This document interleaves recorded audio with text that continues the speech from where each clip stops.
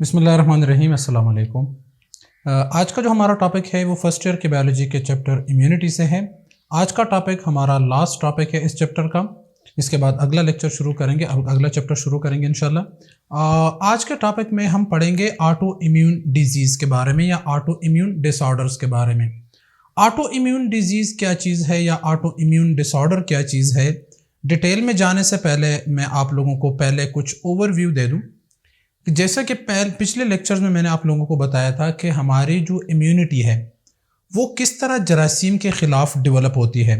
तो पिछले लेक्चर में आप लोग ये डिटेल में पढ़ चुके हैं कि कोई जरासीम हमारी बॉडी के अंदर दाखिल होता है, वो जरासीम उसके ऊपर कुछ प्रोटीन लगे हुए होते हैं। मैं ज़रा इधर आपको दिखा दूं कि फॉर एग्ज़ाम्पल एक जरासीम है जो बॉडी के अंदर दाखिल होता है और उसके सरफेस पे कुछ प्रोटीन लगे हुए हैं, ठीक है। और वो जो ही बॉडी के अंदर आ जाता है, किधर आ जाता है, बॉडी के अंदर। अब बॉडी क्या करता है, बॉडी इसके खिलाफ, ये जो आपका जरासीम है इसके खिलाफ क्या करता है, एंटीबॉडीज़ बनाता है, ठीक है। क्या करता है, एंटीबॉडीज़ बनाता है। यही एंटीबॉडीज़ जाकर इस जरासीम को किल कर देते हैं। तो नॉर्मली जो हमारी बॉडी का क्या काम होता है कि जरासीम बॉडी के अंदर चला जाता है, जरासीम के ऊपर कुछ प्रोटीन लगे हुए होते हैं जिस प्रोटीन को हमारी बॉडी रिकॉग्नाइज नहीं करती, और उसी जरासीम के ख़िलाफ़ फिर क्या करता है, एंटीबॉडीज़ बनाता है और उसको किल कर देता है और उसके ख़िलाफ़ इम्यूनिटी डेवलप कर देता है। एक सिंपल मिसाल देता हूँ, दो तरह के प्रोटीन होते हैं। एक हमारे पास होता है सेल्फ और दूसरा हमारे पास क्या होता है, नॉन सेल्फ, ठीक है। अब जो ये एंटीबॉडीज़ होते हैं या आपके जो इम्यून सेल्स होते हैं, आपके इम्यून सेल्स कौन से सेल्स होते हैं, टी सेल्स या बी सेल्स। टी और बी सेल्स के ऊपर मैं डिटेल में लेक्चर दे चुका हूँ, ठीक है। तो ये जो सेल्स होते हैं ये इन चीज़ों को रिकॉग्नाइज करते हैं। मतलब एक आपके अपनी बॉडी के प्रोटीन है, उनको सेल्फ कहा जाता है, और एक बाहर से कोई प्रोटीन आ जाता है तो उसको नॉन सेल्फ कहा जाएगा। तो ये जो आपके टी सेल्स और बी सेल होते हैं ये नॉन सेल्स के ऊपर क्या करते हैं, अटैक करते हैं। क्या करते हैं, अटैक करते हैं, और ये सेफ रहते हैं। क्या होता है, ये वाले जो प्रोटीन होते हैं ये सेफ रहते हैं और नॉन सेल्फ के ऊपर वो क्या करते हैं, अटैक करते हैं।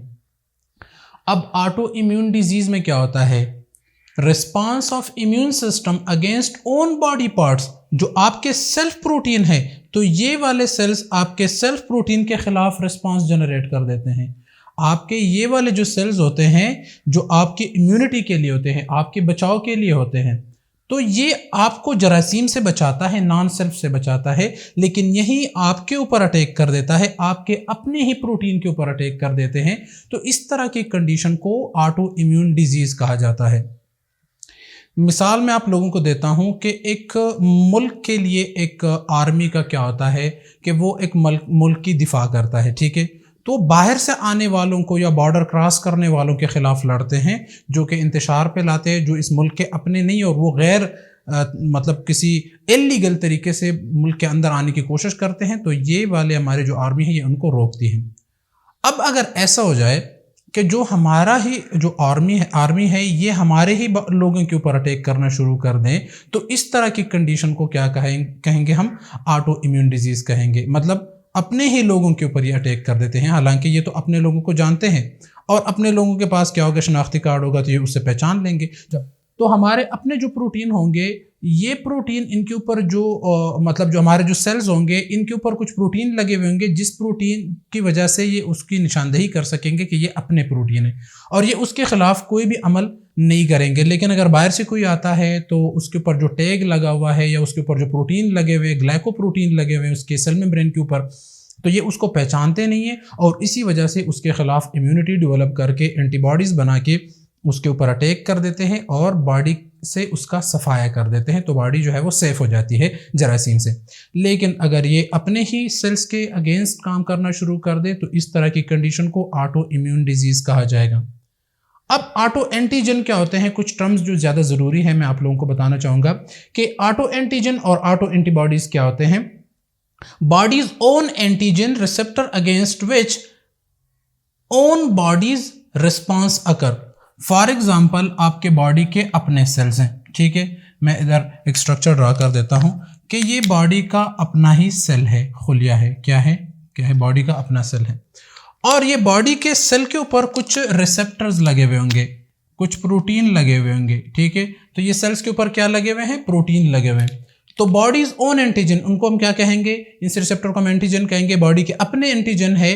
फॉर एग्जांपल इसको मैं ए नाम देता हूं, एंटीजन ए का नाम दिया मैंने, ठीक है। तो ये एंटीजन ए जो है ये बॉडी का अपना है, और उसके खिलाफ अगर ये क्या कहते हैं कि bodies own antigen receptor against which bodies response अगर इन एंटीजन बॉडी के अपने एंटीजन है और इसके खिलाफ आपकी इम्यूनिटी जो है वो डेवलप हो जाती है, आपके इसके खिलाफ आपके बॉडी के अंदर एंटीबॉडीज बनना शुरू हो जाते हैं और वो इसके ऊपर अटैक कर देते हैं, तो इसको हम क्या कहेंगे, ऑटो एंटीजन कहेंगे। इस तरह के एंटीजन को क्या कहेंगे, ऑटो एंटीजन कहेंगे। ऑटो एंटीबॉडीज क्या होता है, those antibodies which are produced to work the body's own antigen, और इन एंटीजन ऑटो एंटीजन के खिलाफ आपके बॉडी के अपने ही एंटीबॉडीज जो बनते हैं, आपके बॉडीज के अंदर जो एंटीबॉडीज बनते हैं, और वो इसके खिलाफ जो एंटीबॉडीज बनते हैं उस तरह के एंटीबॉडीज को क्या कहेंगे, ऑटो एंटीबॉडीज कहेंगे। तो ये टर्म आप लोग लाजमी याद रखिए, ठीक है। अच्छा, काजेस की तरफ आते हैं कि ये क्यों होते हैं। मोस्ट ऑफ द केसेस कहा जाता है कि ये जेनेटिक डिसऑर्डर है, मतलब मौरूसी बीमारी है, ख़ानदानी बीमारी होती है, वालिदैन में से किसी को जेनेटिक डिसऑर्डर होता है, मतलब किसी को ऑटो इम्यून डिजीज़ है, और एक सेल है, सेल के अंदर जो सेल वो ट्रांसफ़र होते हैं, जो खुलिया ट्रांसफ़र होते हैं, या जो कैरेक्टर्स जो जीन वालिदैन से बच्चों में ट्रांसफ़र होते हैं, उसमें कोई डिफेक्टिव जीन आ जाता है, जिसकी वजह से आपके जो एंटीबॉडीज़ बनते हैं वो एबनॉर्मल बनना शुरू हो जाते हैं, जो कि बॉडी के ऊपर अटैक कर देते हैं। पिछले लेक्चर में जो मैं टी और बी सेल्स के एक्टिवेशन के बारे में लेक्चर में आप लोगों को बता रहा था कि प्रोजेनरेटिव लिम्फोसाइट होता है, लिम्फोसाइट्स हमारे पास टी और बी सेल है। जो प्रोजेनरेटिव होता है वो डिफरेंशिएट होता है टी सेल में और बी सेल में। टी सेल्स जो होता है वो नाइव टी सेल्स और नाइव बी सेल्स बनाता है। जो आपके जो प्रोजेनरेटिव लिम्फोसाइट होता है वो नाइव टी सेल और नाइव बी सेल बनाता है।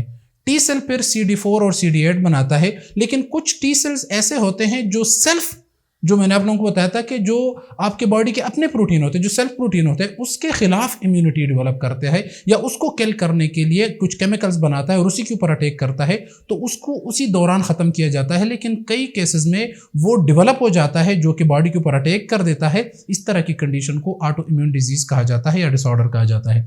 तो क्या होता है कि जेनेटिक होता है, और वो क्यों बनता है, उसमें जाहिर बात है कोई जेनेटिक एबनॉर्मेलिटी होगी जो ये रिकॉग्नाइज नहीं कर सकेगा कि ये जो एंटीजन है ये बाहर का है या अपनी बॉडी का अपना है, या ये प्रोटीन जो है ये बॉडी का अपना है या बाहर से आया हुआ है। लेकिन वो क्या करेगा, उसी के खिलाफ जो है वो लड़ना शुरू कर देगा। वो ये नहीं देखेगा कि ये बॉडी का अपना है या बाहर से आया हुआ है, ठीक है। तो इस तरह हमारे पास एक तो जेनेटिक काज हो गया, लेकिन ज़्यादातर ये होता है कि loss of ability to differentiate. अब ये है कि आपके बॉडी का क्या होता है कि फॉर एग्जांपल ये मैं एक बॉडी की मिसाल देता हूँ। बॉडी के अंदर क्या है, आपके सेल्स लगे हुए, ये ओन सेल्स है, आपकी बॉडी के अपने सेल्स, ठीक है। और बॉडी के अंदर कुछ जरासीम आ गए, ठीक है। क्या आ गए, ये पैथोजन आ गए, ठीक है, पैथोजन। और ये पैथोजन, इनके ऊपर क्या लगे हुए, एंटीजन लगे हुए। अब बॉडी के अंदर आपके कुछ इम्यून सेल्स लगे हुए हैं, टी सेल है और बी सेल्स हैं। अब ये टी सेल्स और बी सेल जाके इनके ऊपर जो है वो अटैक करेंगे और इनके खिलाफ डेवलप होंगे। लेकिन ये कई दफ़ा ये टी सेल और बी सेल ये ओन सेल्स और पैथोजन के खिलाफ डिफरेंशिएट नहीं कर पाते, तो ये इनके ऊपर भी अटैक कर देता है।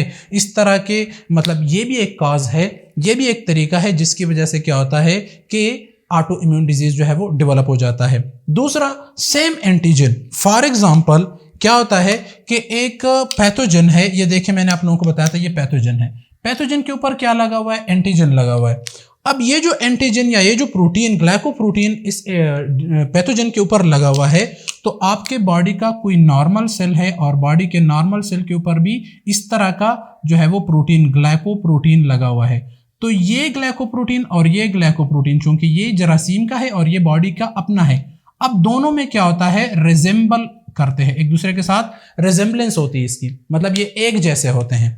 तो ये टी सेल और बी सेल फिर इसके और इसके दरमियान फ़र्क नहीं कर पाते, और ये फ़र्क क्या करेंगे, क्योंकि ये तो सेम है, तो सेम एंटीजन, मतलब ये एंटीजन ग्लाइकोप्रोटीन जो आपके बॉडी के अपने सेल्स के ऊपर लगा हुआ है और ये एंटीजन जो कि जरासीम के ऊपर लगा हुआ है, तो कई दफ़ा ऐसा होता है कि जरासीम का जो एंटीजन होता है वो बॉडी के एंटीजन के साथ रिजेंबल करता है, तो इम्यून सिस्टम इसके साथ साथ इसके ऊपर भी अटैक कर देता है। इसको भी ऑटो इम्यून डिजीज कहा जाता है। डिक्रीज सप्रेसर टी सेल्स होते हैं हमारे पास जो टी सेल्स होते हैं या बी सेल, हमारे पास लिम्फोसाइट्स जो बनते हैं, उसमें सप्रेसर सेल्स भी होते हैं। सप्रेसर सेल्स में आपको सिंपल मिसाल दे देता हूं कि जब आपके इम्यून सेल्स जरासीम के ऊपर अटैक करते हैं और जब जरासीम का खात्मा हो जाता है तो सप्रेसर सेल्स आ जाते हैं और वो हाल्ट कर दे, मतलब एक कॉल दे देते हैं, कॉल फॉर हाल्ट होता है कि मतलब स्टॉप कर दो, बस जरासीम जो है वो खत्म हो गया, अब आप लोग अपनी एक्टिविटी बंद कर दो। तो ये सप्रेसर सेल्स होते हैं। ये सप्रेसर सेल्स जो होते हैं ये नॉर्मल जो आपके बॉडी का अटैक होता है जरासीम के ऊपर उसको रोकने के लिए होता है, और ये कब रोकते हैं, जब जरासीम खत्म हो जाते हैं। अब अगर ये जो सप्रेसर सेल्स है, अगर ये आपके जो इम्यून रिस्पांस है उसको ना रोके, तो आपका इम्यून रिस्पांस जो होगा वो जरासीम को तो किल कर देगा, लेकिन आपके साथ साथ आपके बॉडी के ऊपर भी जो है वो अटैक करना शुरू कर देगा। तो ये सप्रेसर सेल्स का बहुत ही अहम रोल है उसको रोकने में, क्योंकि ये इनका काम क्या होगा, जरासीम को ख़त्म करना। लेकिन अगर ये सप्रेसर सेल्स कम होंगे तो ये आपके जो रिस्पांस होगा, इम्यून रिस्पांस, ये जरासीम को तो किल कर देगा, लेकिन साथ साथ एंटीबॉडी आपके जो नॉर्मल सेल्स बॉडी के होंगे उनके ऊपर भी अटैक कर देगा। तो इस तरह की कंडीशन को ये भी ऑटो इम्यून डिजीज कहा जाता है। आपको एक नॉर्मल डेली लाइफ से एग्जांपल देता हूं कि कई दफ़ा ऐसा होता है कि एक घर का कोई बच्चा होता है, बाहर से कोई आता है, बच्चे को मारता है, तो घर से कोई बड़ा आता है और वो उसको समझाता है या उसके साथ लड़ाई शुरू कर देता है कि आपने बच्चे को क्यों मारा, ठीक है। अब अगर इनको कोई रोकने वाला ना हो तो ये उसको मारता ही रहेगा। तो घर के अंदर से कोई और आता है और या बाहर से कोई आ जाता है और उनको छुड़ा देता है कि यार भाई आप लोग बस कर दो, मतलब लड़ाई खत्म हो गई, तो उसको कोई रोकने वाला होता है। तो सप्रेसर सेल्स का काम ऐसा होता है कि उनको रोकें, ठीक है। मतलब ये तो मैंने वैसे जनरल एक एग्जांपल दे दिया, लेकिन जो मतलब बॉडी के अंदर जो रिस्पांस होता है, मैं आप लोगों को एक दफ़ा फिर बता दूं कि जब आपके बॉडी के अंदर जरासीम आ जाते हैं तो आपके इम्यून सेल्स जो है वो भागकर उसको किल करने की कोशिश करते हैं। जब जरासीम ख़त्म हो जाते हैं तो आपके सप्रेसर सेल्स होते हैं, तो वो सप्रेसर सेल्स क्या करते हैं, इम्यून रिस्पांस को सप्रेस कर देते हैं कि बस करो भाई जरासीम ख़त्म हो गए। अब अगर ये सप्रेसर सेल्स जो है, ये जो सप्रेसर सेल्स है, अगर ये ना हो या कम हो तो ये जो आपका इम्यून रिस्पांस है ये रुकेगा नहीं। जब रुकेगा नहीं तो ये क्या करेगा, आपकी बॉडी के ऊपर अटैक करेगा साथ साथ, तो आपको भी नुकसान पहुंचाएगा। इस तरह की कंडीशन को ऑटो इम्यून डिजीज कहा जाता है, ठीक है। अब इनके कुछ टाइप्स है जो आपके बुक में दिए गए हैं, उसके ऊपर उन्होंने कुछ डिटेल नहीं दी, लेकिन मैं इधर जनरली आप लोगों को बता देता हूं कि ल्यूपस एक बीमारी है जो कि ऑटो इम्यून डिजीज है। मोर देन 80 टाइप्स है इस तरह के ऑटो इम्यून डिजीज के, लेकिन इधर कुछ है। ल्यूपस एक जो बहुत आम बीमारी है, inflammation of joints, kidney and muscle. Lupus एक बीमारी है जिसमें क्या होता है, जॉइंट्स में और जो जिधर हड्डियां मिलती है एक दूसरे के साथ, मतलब जो दो हड्डियों के दरमियान जो गैप होता है या दो मतलब a point where two bones जो है मीट, मतलब दो बोन जहां मिलते हैं तो उनका जो जॉइंट होता है इसके अंदर इन्फ्लेमेशन हो जाती है, जिसकी वजह से उसमें सूजन हो जाती है, पेन शुरू हो जाता है, तकलीफ बहुत ज़्यादा होती है। तो उस तरह इन्फ्लेमेशन हो जाती है जॉइंट्स में, किडनी के सेल्स में, मसल्स के सेल्स में इन्फ्लेमेशन हो जाती है। और इन्फ्लेमेशन मैं आप लोगों को पिछले लेक्चर में डिटेल में बता चुका हूँ, ठीक है। तो ये एक हमारे पास बीमारी है ल्यूपस। इसके अंदर क्या होता है, inflammation of joints, kidney and muscles. Juvenile rheumatoid arthritis, juvenile कहते हैं जूनियर्स को, जो जूनियर होते हैं, छोटे बच्चे होते हैं, ठीक है, चिल्ड्रन जो होते हैं। रूमेटॉइड आर्थराइटिस, आर्थराइटिस कहते हैं inflammation in the joints, joints में इन्फ्लेमेशन को आर्थराइटिस कहते हैं। तो एक रूमेटॉइड आर्थराइटिस है। आर्थराइटिस के 3 टाइप्स है, जिस तरह के गॉटी आर्थराइटिस है, रूमेटॉइड आर्थराइटिस है, हमारे पास जो है ऑस्टियो आर्थराइटिस है। तो रूमेटॉइड आर्थराइटिस वो टाइप है जिसमें ऑटो इम्यून सेल, जो आपके जो सेल्स होते हैं बॉडी के अंदर जो आपकी इम्यूनिटी के लिए होते हैं, वही इम्यून सेल्स आपके बॉडी के ऊपर अटैक करना शुरू कर देते हैं, और वो अगर जॉइंट्स के ऊपर अटैक कर दे तो इस तरह की कंडीशन को आर्थराइटिस कहा जाता है और रूमेटॉइड आर्थराइटिस कहा जाता है। तो ये चिल्ड्रन में होता है। इन्फ्लेमेशन ऑफ नी, तो नी जॉइंट जो होता है, हैंड्स में, हाथों में जो जॉइंट्स वगैरह होते हैं, तो जितने भी जॉइंट्स हैं उसके अंदर इन्फ्लेमेशन शुरू हो जाती है, तकलीफ शुरू हो जाती है, जिसकी वजह से बुखार भी आता है, चलने फिरने में तकलीफ होती है, ठीक है, और सूजन हो जाती है जॉइंट्स में। तो ये एक जुवेनाइल रोमेटॉइड आर्थराइटिस के नाम से एक बीमारी है जो कि ऑटो इम्यून डिसऑर्डर है। स्क्लेरोडर्मा क्या होता है? इन्फ्लेमेशन इन द स्किन, डर्म कहते हैं स्किन को। तो स्क्लेरोडर्मा में क्या होता है? Inflammation in the skin, subcutaneous tissues, जो सेल्स जो स्किन के नीचे जो सबक्यूटेनियस टिश्यूज होते हैं उसके अंदर इन्फ्लेमेशन हो जाती है, स्किन के अंदर होती है, मसल्स के अंदर होती है, इंटरनल ऑर्गन्स के अंदर जो है वो इन्फ्लेमेशन हो जाती है। तो इस तरह की कंडीशन को स्क्लेरोडर्मा कहा जाता है। एक होता है हमारे पास एनकाइलोजिंग स्पॉन्डाइलाइटिस। तो एनकाइलोजिंग स्पॉन्डाइलाइटिस में क्या होता है? Inflammation of the vertebra. स्पॉन्डाइलाइटिस जो होती है वो आपके जो वर्टेब्रल कॉलम्स होते हैं उनके बीच जो गैप होता है, जो जॉइंट होते हैं उसके अंदर जो है वो इन्फ्लेमेशन हो जाती है।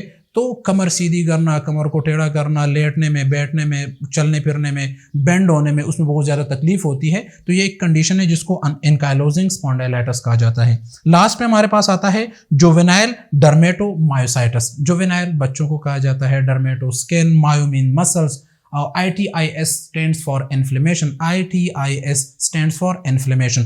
तो क्या होता है कि जो बच्चों में है डर्मेटोमिन स्किन और मायोमिन मसल्स, तो चिल्ड्रन में स्किन के ऊपर रैशेज आ जाते हैं, सुर धब्बे आ जाते हैं और उसमें इन्फ्लेमेशन हो जाती है, स्किन के अंदर इन्फ्लेमेशन हो जाती है और साथ साथ इन्फ्लेमेशन ऑफ द मसल्स। तो बच्चों के अंदर जब स्किन और जॉइंट्स में इन्फ्लेमेशन शुरू हो जाती है, स्किन और मसल्स में इन्फ्लेमेशन हो जाती है, इस तरह की कंडीशन अगर वो ऑटो इम्यून डिसऑर्डर की वजह से हो तो उसको हम क्या कहेंगे? जुवेनाइल डर्मेटोमायोसाइटिस कहा जाएगा। ये था आज का हमारा लेक्चर ऑटो इम्यून डिसऑर्डर्स के बारे में। होपफुली आप लोगों को समझ आ गई होगी। आज का लेक्चर हमारा यहीं पर ख़त्म होता है। थैंक यू, अल्लाह हाफ़िज़।